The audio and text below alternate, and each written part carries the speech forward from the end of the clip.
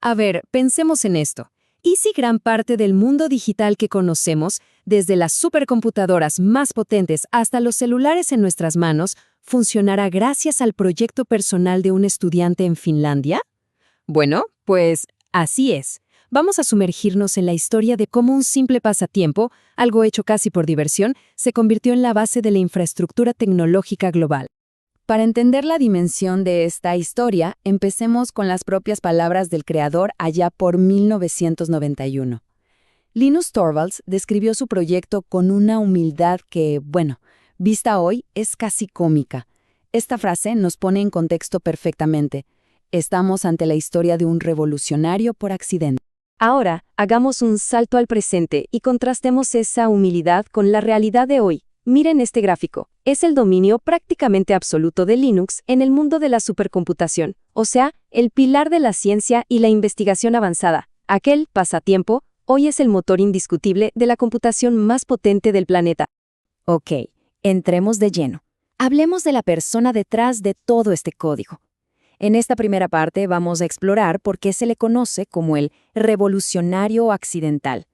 Un hombre que no se define por una gran ideología, sino por un pragmatismo profundo y a veces bastante directo.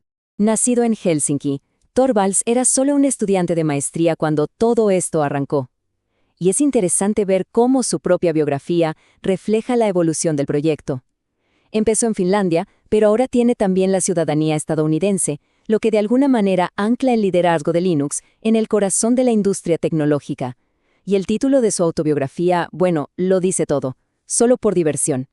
Claramente la revolución no estaba en sus planes. Claro, esa diversión no se iba a quedar solo en Helsinki. Ahora vamos a ver cómo ese proyecto universitario se transformó casi de la noche a la mañana en un esfuerzo colaborativo a escala mundial. Todo sucedió increíblemente rápido. En abril del 91 empezó a escribir código.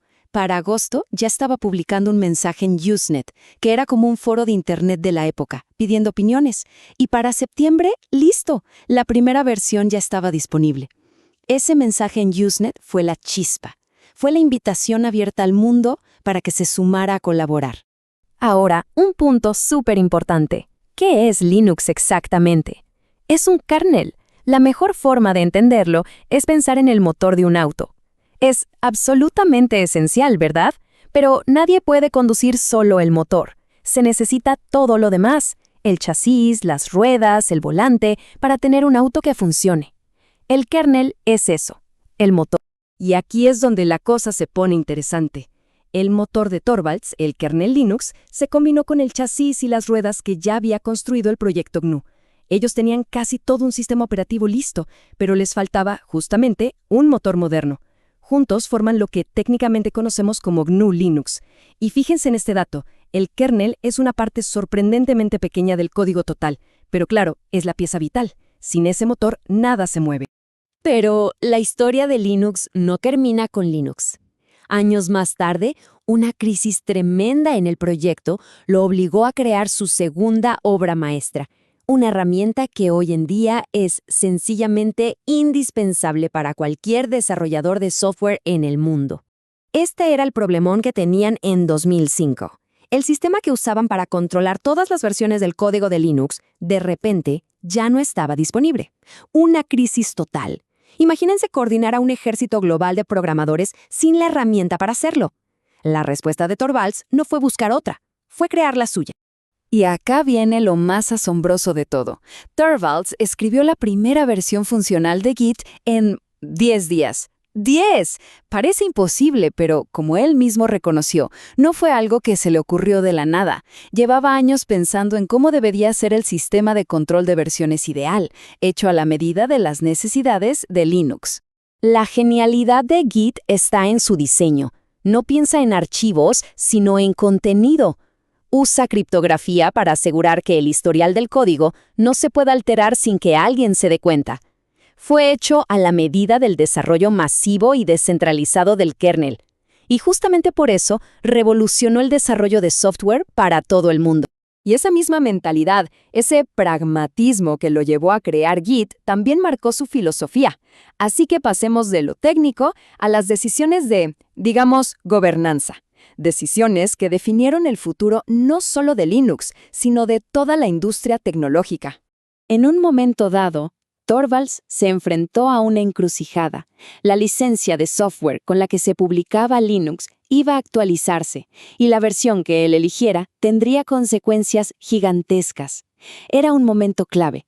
Aquí está el centro del debate. La nueva licencia, la GPL-v3, incluía una cláusula para evitar la tivoización. ¿Qué es esto? Básicamente, impedía que las empresas usaran software libre en aparatos con hardware cerrado, donde la gente no pudiera modificarlo. Torvalds se opuso. Se opuso firmemente y decidió quedarse con la versión anterior, la GPL-v2. Y esta tabla resume las consecuencias de esa decisión. Al quedarse con la GPL-v2, Torvalds le abrió la puerta a empresas como Google para que usaran el kernel de Linux en productos como Android.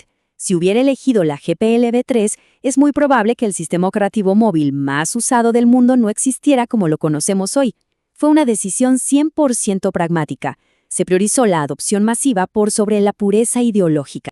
Entonces, ¿cuál es el resultado de todas estas decisiones, de todo este pragmatismo? Para cerrar, vamos a resumir el impacto, inmenso y duradero, que ha tenido el trabajo de este revolucionario accidental. A Torvalds se lo conoce por un título muy particular en el mundo del software libre: dictador benevolente vitalicio. Esto significa que él tiene la última palabra sobre qué código entra y qué código no entra en la versión oficial del kernel. Y en un proyecto con miles de colaboradores, esta autoridad central es vista como algo clave para mantener la coherencia y evitar que todo se fracture en 1000 versiones distintas. Y por supuesto, sus contribuciones no han pasado desapercibidas. Ha recibido algunos de los honores más grandes del mundo de la tecnología. Por ejemplo, el Premio de Tecnología del Milenio, que muchos consideran el equivalente al Premio Nobel en este campo. Y esta frase de él mismo, creo que resume a la perfección su filosofía. Su estilo puede ser muy directo, a veces controversial, sí, pero al final del día todo se reduce a una sola cosa: el pragmatismo.